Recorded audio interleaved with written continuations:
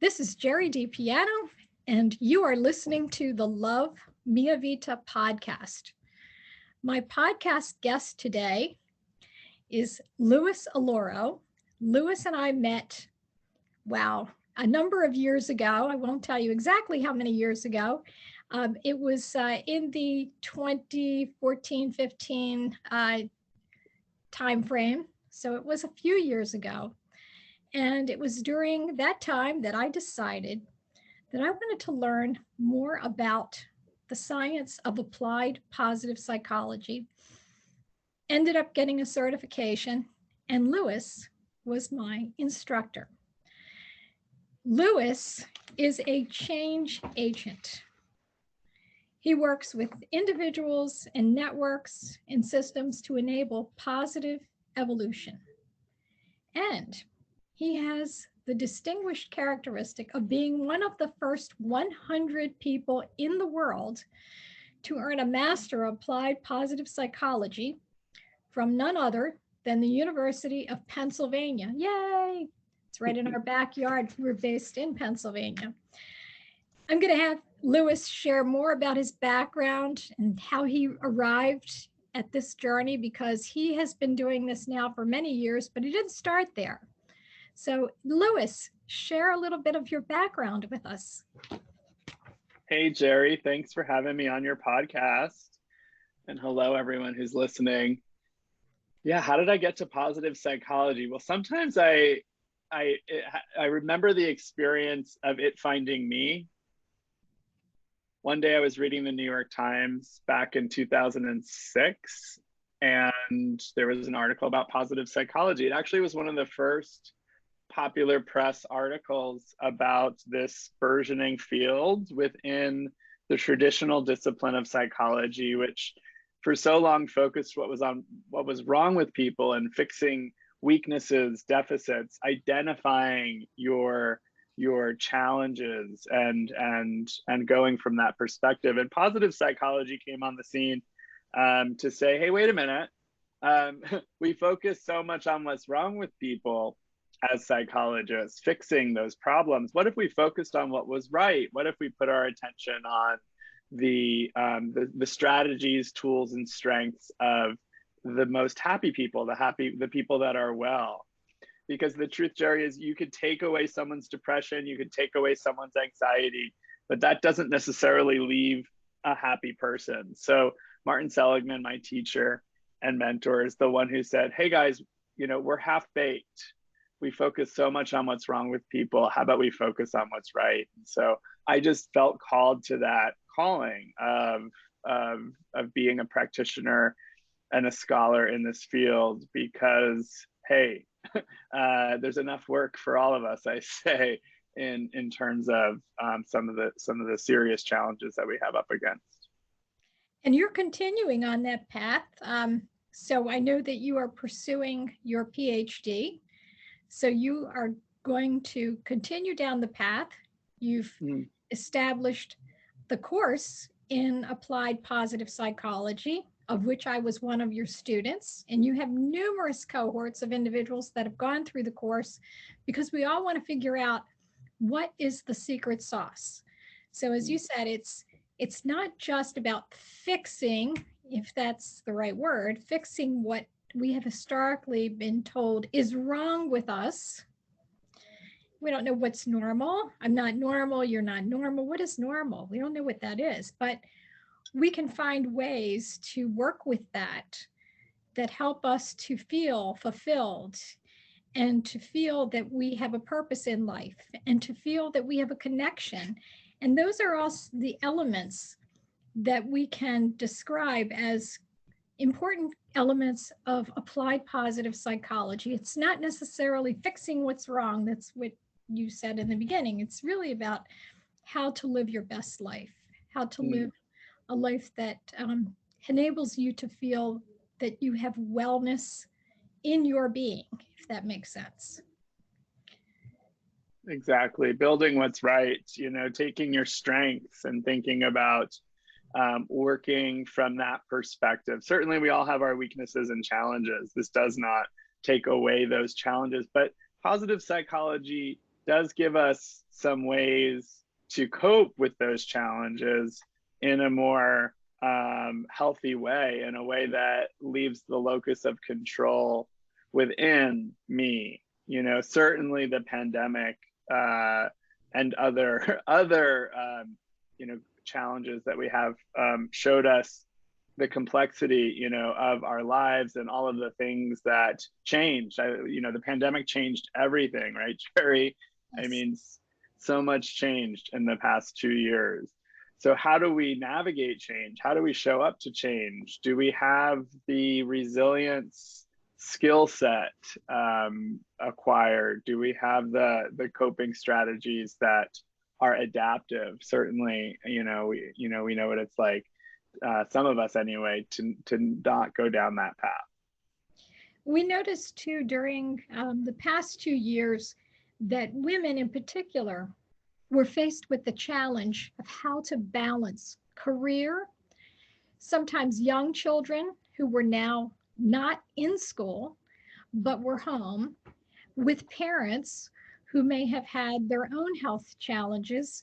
So, thinking about how those women dealt with what was going on in the pandemic really resulted in over 2 million of them leaving the workforce. Talk about change. So, these are women who may have been at the pinnacle of their careers. We're looking at that trajectory and saying, I've got to get off the hedonistic treadmill. I've got to find a better way. And so for those 2 million women who left the workforce, and that's just in the United States, by the way, that had to be messy. But in that messiness, perhaps there was a silver lining. I always say I found a silver lining in the pandemic, and that is I found out what was good about being close to family and friends. You really began to appreciate that. You began to appreciate your own strengths and resiliency. So, taking stock of all those sorts of things really was a benefit from this terrible time. If that was the one thing that I learned, is that we can and we will persevere, and we will find ways to strengthen relationships which are so important to us, and find our own core competencies in all of that. But we did certainly suffer. So we know that we suffered. People began to question what they really wanted out of life, who they wanted in life. There were probably a number of divorces that occurred, and some relationships that were built, and certainly a lot of babies that were born as a consequence of being in close proximity to one another. And those relationships certainly challenged all of us in a variety of different ways. But I'd like to focus on those 5 elements that are intrinsically motivating and that contribute to our well-being, because those are key elements, particularly for someone who is going through a change, whether it's changing a career or the loss of a loved one. Perhaps you were in a partnering relationship and now you're solo. So, how do we use the elements of positive psychology and the science of well-being to help us to navigate through that? Well, first, it's not all about being positive all the time. It's not about needing to find the silver lining even within challenging circumstances. So I'll just say first, you know, well-being is not without struggle.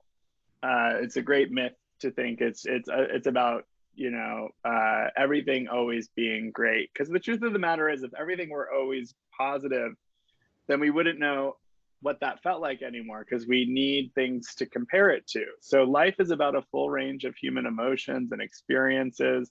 It's not about being all positive. However, that said, it is about intentionally building heartfelt positivity and positive emotion, especially into our lives.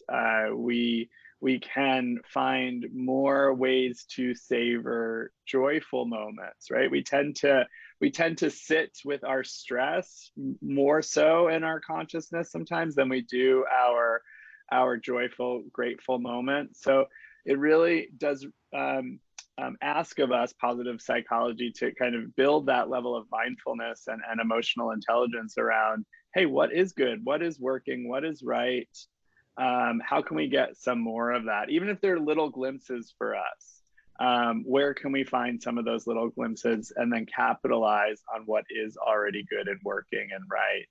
And that helps us develop this first pillar of positive psychology, which is about positive emotion. So I just say, I gave the caveat first. It's not about being all positive, and it is about building some awareness of and almost like a bank account, putting deposits into our psychological bank account with moments of more peace, more joy, more love, more compassion, more empathy, more fun. I know when we first got on this podcast, even before our listeners were on, Louis asked me the classic question. So, how's it going? And I said, it's mostly good. I learned that from Louis. It's not always 100% good, but I try to think about what is mostly good. So, what is mostly good? And you said it's like a bank account. So, filling up the cup so that it's a little bit better than half full is a good way to think about it. It's not 100%. It won't always be 51%, but we can try to find that 51%. Yeah, because we can have glimpses of toxic positivity, which exist out there. When someone is asked that question, how are you? Living the dream, everything's great. And I'm quick to call some BS on that, just because not everything is great, right? There's people, suffering and struggling in our neighborhoods, in our communities. I live in Los Angeles, we have a huge homelessness challenge, unhoused people. How do we show up to those challenges? So it's not about being all positive, but it is, I like that too, mostly good. It's mostly good. And when we think about what positive emotions entail, it's more than just happiness. So it's not about being happy all the time.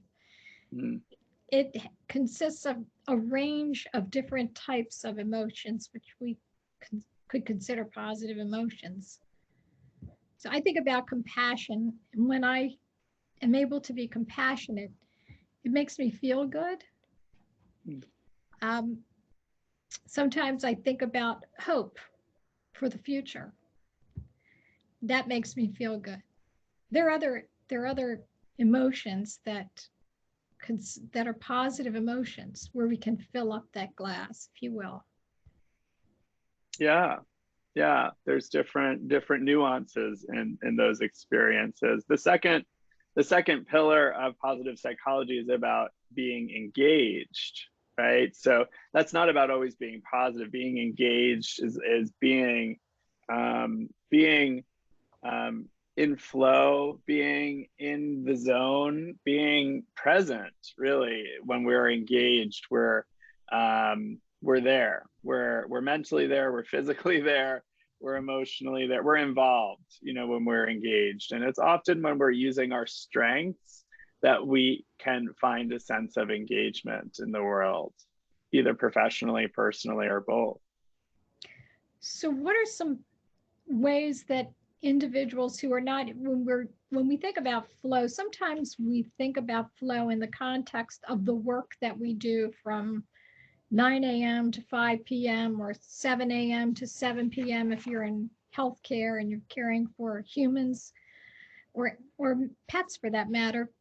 We know that the days can be long, but there are different ways to engage. What are some of the examples that we can engage? Well, just kind of having a bit of a ritual when you do kind of cross the threshold of your office, even if it's your home office, right? Just to kind of clear out one thing, create space for another thing, a small ritual of presence in those transitions can be really helpful. And then of course, minimizing distractions, which we live in a world we're driven to distraction, so making sure that, we're doing everything we can to turn off the notifications, to shut down the email, to look at our clock and say, okay, for the next 30 minutes, I'm really gonna focus on this report that I have to write, or I get to write even, with gratitude. And then kind of time boxing in 30 minutes, kind of, honor that pause, take a break, do something else, for a little bit, do nothing for a moment. Small things can have big impacts when it comes to being engaged. When I think about when I'm in flow, sometimes when I'm in flow, this is going to sound really crazy, goofy, but I'll say it anyway. It's when I'm cleaning my kitchen. Because my work is largely very cerebral, so I work and act mostly from the neck up. So sometimes doing something physical and really getting in the groove, if you will, and getting in flow, just really cleaning, organizing with no distraction, no music, Mhm. no pets, God forbid, no husband. It's great. And there is that sense of accomplishment after it's all done.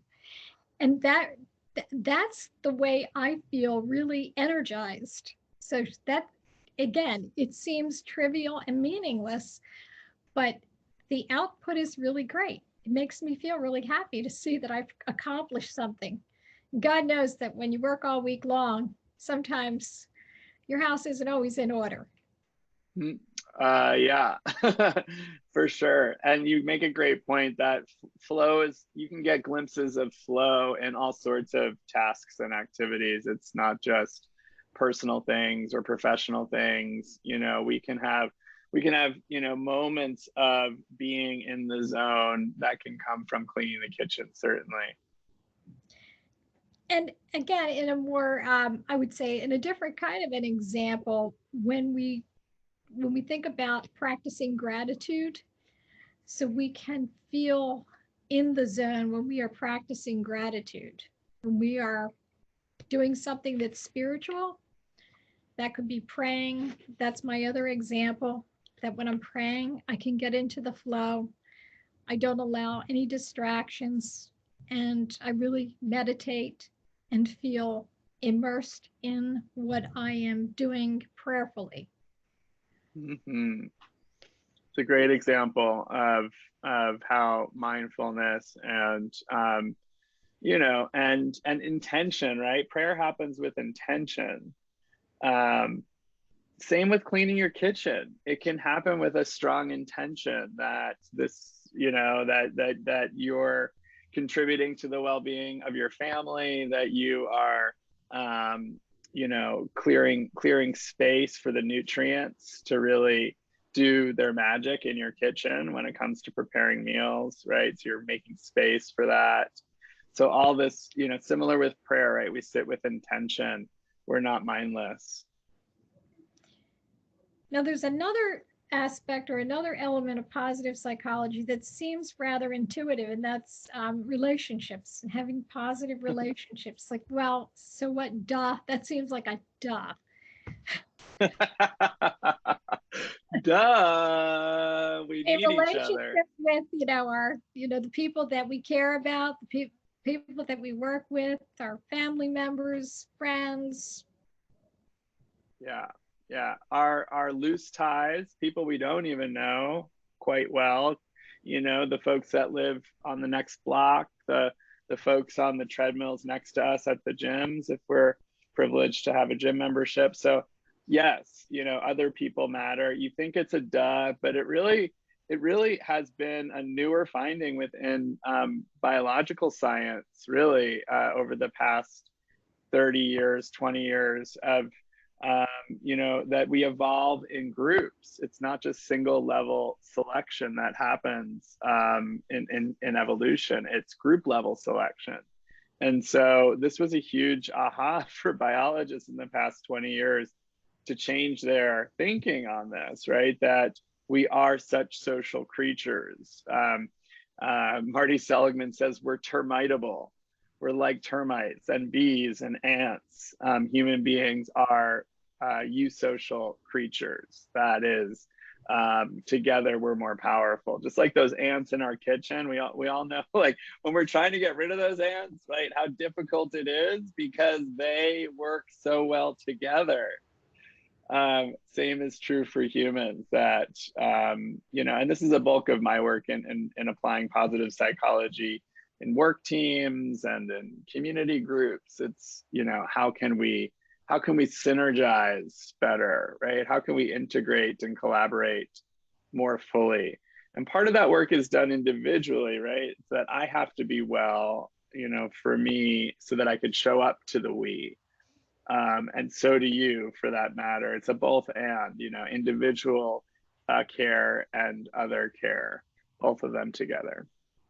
We used to call it, in the old days, we called it culture, and having a team culture that works well together, where there is truth to power, where people feel supported, where they feel valued. All of those things made so much sense to me, because with a good team, you can accomplish nearly everything. When things start to fall apart, a good team regroups and they can turn things around. In a supported relationship, when times get tough, people that you love and care about, people that you're engaged with, even if it's loosely engaged, can sort of help you through those difficult times. I was reflecting on this as we think about social connections. I was thinking about folks like my mom, who recently passed away. And my mom entered a community. It was an independent living community. We were concerned because she left a big home and she had her parish and she had her friends in a community that was over 45 minutes away. So it was not that easy for her to be transported back and forth. She stopped driving. She really did thrive in this independent living community because she was able to form social connections. She was able to join clubs. She led a club. She had a prayer group. So all those things made a difference in her life. And my mom was 90 when she passed. And until she was 89 and a half, she was actually thriving and living the love Mia Vita kind of life. She looked good, Oh, she was feeling good, but it was really those social connections that did make a difference. And I know there's science that informs us that our cognitive decline slows when we have interaction with other humans, even if they are not family members. I believe it. Yeah. The study that I love is the Harvard study of adult development, that shows that better a predictor than cholesterol at age 50 is the quality of one's relationships, a predictor of a healthy life, a life that we look back on and say, yeah, that was a great life. Having satisfaction with life, is the quality of our relationships. So yeah, I love hearing that story of your mom, and yes, please, I'll take what she's having or she had in that part of her life, right? That the ability to connect with other people, to lead a club, to participate in a club, all of these things are so good for our well-being at any part of our development. It's so true. And the interesting thing is that you don't know who you are going to love in life. You probably haven't met that person, but when we are connected socially, we can find that. And it doesn't have to be romantic love. It can be spiritual love. It can be a strong friendship. And that love is so important to our to the positive emotions. It's important to our longevity. It's important to our cognitive performance, and it's important to love your life, feeling valued by other people, even people you don't know well. As I was reading your book, and we'll talk about that in a little bit, but as I was reading the book that you co-authored about kindness, even connecting with strangers through a smile or through a gesture, a helpful gesture, just makes us feel so much better. Yeah. that altruism, right, is kind of to be at that altruistic self, smile, wave, hold the door for, say hello to. I think one of the challenges with the pandemic is, the mask. The mask just put another layer of separation between us that was already growing and there. And so, we are in need of a bit of a social fitness routine, I think, right now, some of us anyway, to warm up a little bit, get our muscles moving in that social direction, to be the one that says hello, to hold the door, to wave, because there's interesting research that shows it's not just good for you and that other person, it's good for the onlooker who observes this interaction, is more likely then to pay it forward herself. So, you think, yeah, this is good for that other person, this is good for me. It's also good for people that are beyond even what we can see. It's the domino effect that it has on other folks. Mm-hmm. Kindness begets got kindness. Yeah, and it definitely starts with self, just as we are all mirrors to each other, that self compassion, self kindness, the way that we talk to ourselves. We often don't talk to ourselves the way that we would our friends. And so just kind of raising that volume, and doing some of the work to change those neural connections and neural networks. We know that, with the plasticity of our brains, that level of change is possible. And so it's just an invitation. No one's exempt from doing the work. I always say, in unlearning and relearning. Which is a great segue to the search for meaning. So when we reach that place in our lives when we have been on the hedonistic treadmill, maybe we've done that by working, as I have for most of my life, without a break, or whether that is raising a family without a break. And then you reach that phase in your life where, what was it all about? The search for meaning. By the way, I don't think one needs to wait until one reaches a certain age. We can search for meaning in our teens, in our 20s, in our 30s. I just happen to be an old timer who got there a little late, but it's never too late. I don't think you got there too late, Gerie, because you've been such a faithful person, a spiritual person for a long time, most of your life. Yeah, is that true? It is true. I think there was a joke in the when I was in your positive psychology program about my alter ego, which was to do something that was totally spiritual. And Mm. I could see that there's probably in my former life, if one has a former life, I was probably that person. And I'm still doing a lot of that. So, yes, I always searched for Yeah. meaning. Yeah, it's something that we all crave, as humans, is having a meaningful life, knowing our why, having a sense of purpose. Sometimes that's aligned with our profession or our work. Not always is that possible, but it is possible to have both. I always said to my nephew as he was going to, doing his studies, you can do good in the world and you can make money too. They don't have to be mutually exclusive, right? You can have both purpose and meaning, and have pleasures. But I think that distinction between meaning and pleasure is really something to hold here, in terms of, our needs for hedonism, as you say, to have pleasurable moments, but to have meaningful moments, to have depth, to have connection, in terms of not just with other people, but with ideas, and with what we're doing in the world. It's really, really all that important. So they say too, some research shows that people who pursue meaning are happier than people who pursue happiness for their lives. that in the pursuit of happiness, something might be amiss. In the pursuit of meaning, you might also get a nice outcome of happiness as well.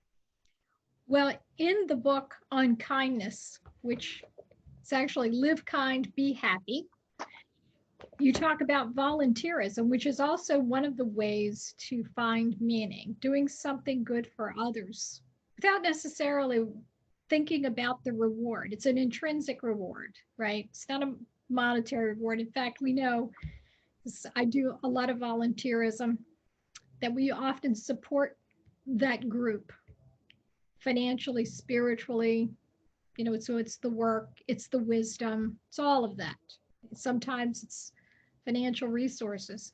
You get so much more out of it. I'm not sure who the beneficiary is, whether the beneficiary is the person that's doing the volunteering, or the organization, or the person for whom you are doing the work. But that's a biggie. It's a both end, it's non-binary. I think we're doing a lot of we're at a place in our evolution where we have to challenge that kind of those binary types of thinking, maybe that it's for one or the other. It's for both. It's a win-win. It's such a beautiful thing, right? Where it can be something that is a non-zero sum kind of game, where I can win, you can win, we can win. Volunteering is a great example, and it's a surefire way to help people cure some depression, which is, when we are depressed, we're not always depressed. We have, acute moments of more depression than other moments, but a surefire way to help facilitate some change in that is to go volunteer for someone. Yeah, live outside your own cocoon. See what other people, the struggle that other people are facing, and to understand that even that if that person is smiling, this is the face of depression. You don't know what's behind the smile, right?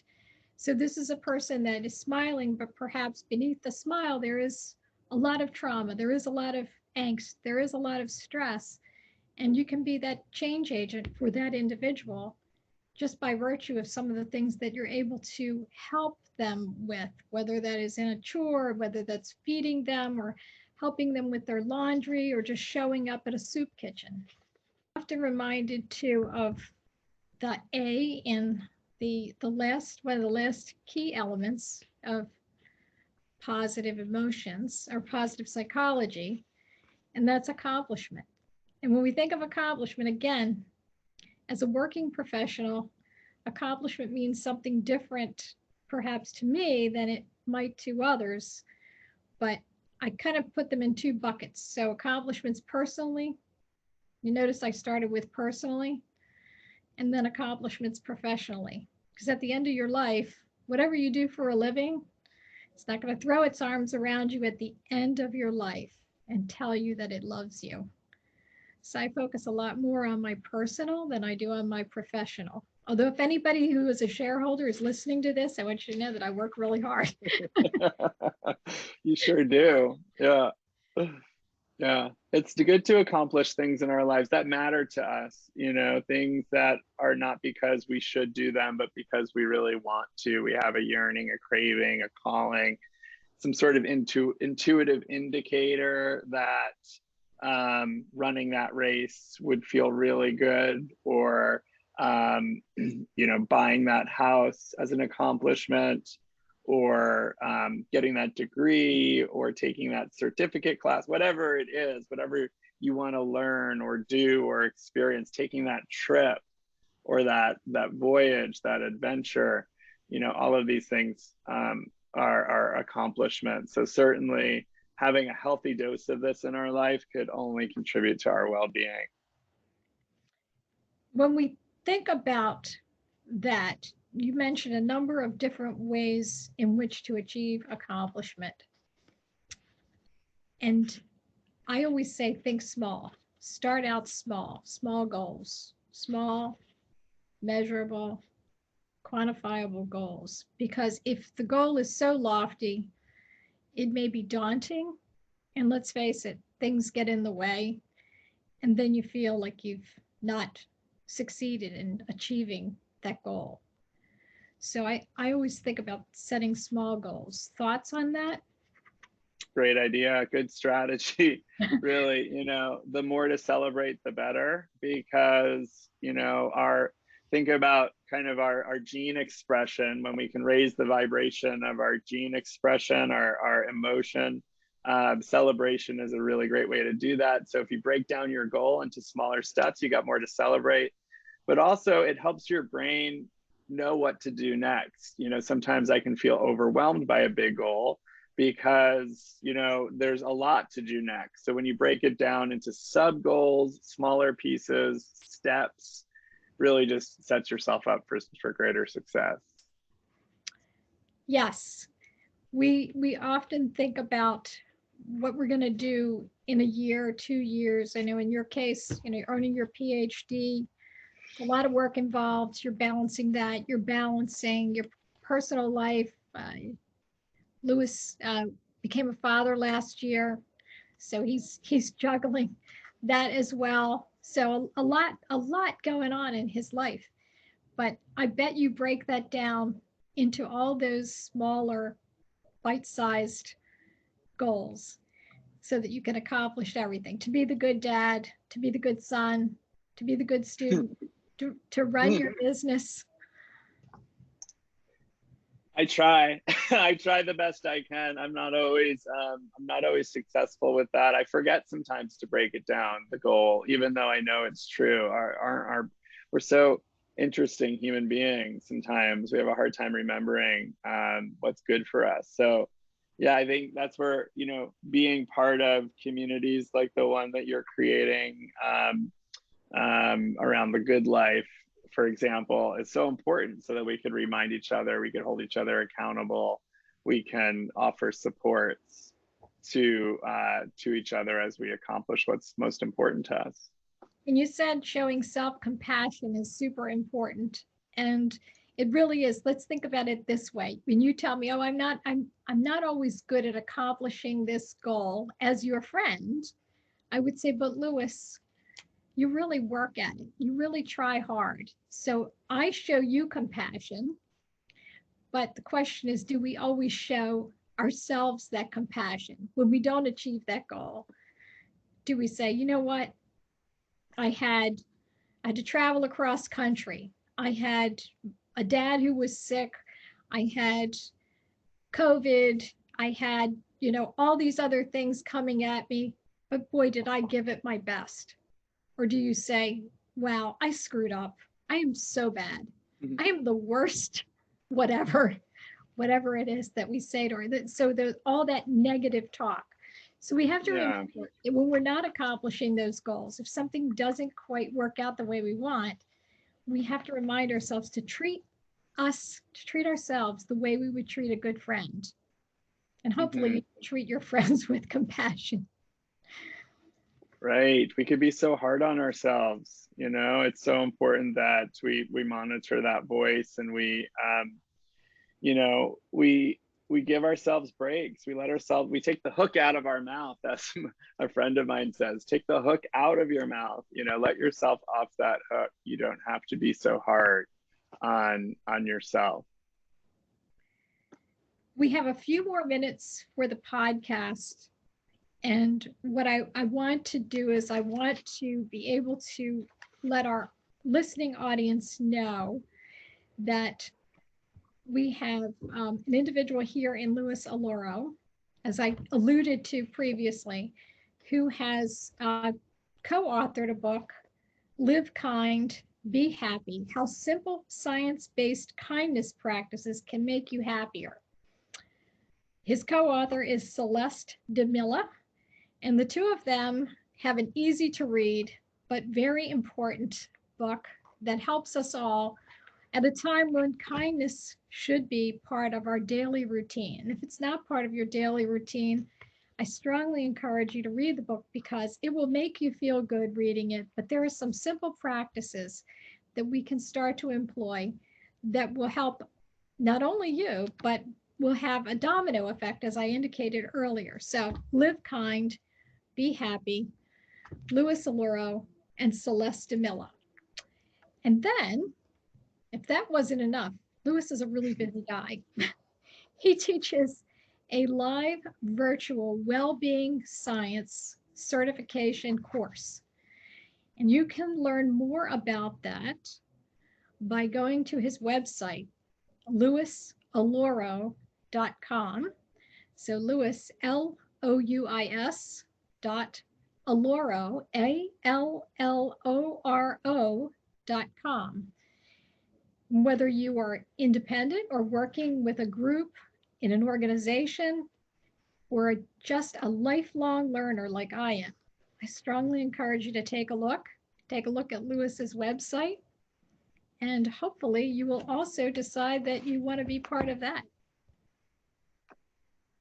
So It Louis, would be lovely to have some of your folks in that course that starts in September. It's really designed, Gerie, for all sorts of different professional backgrounds to come together and to have an immersion into the science of well-being. We invite people and coach people into applying it personally.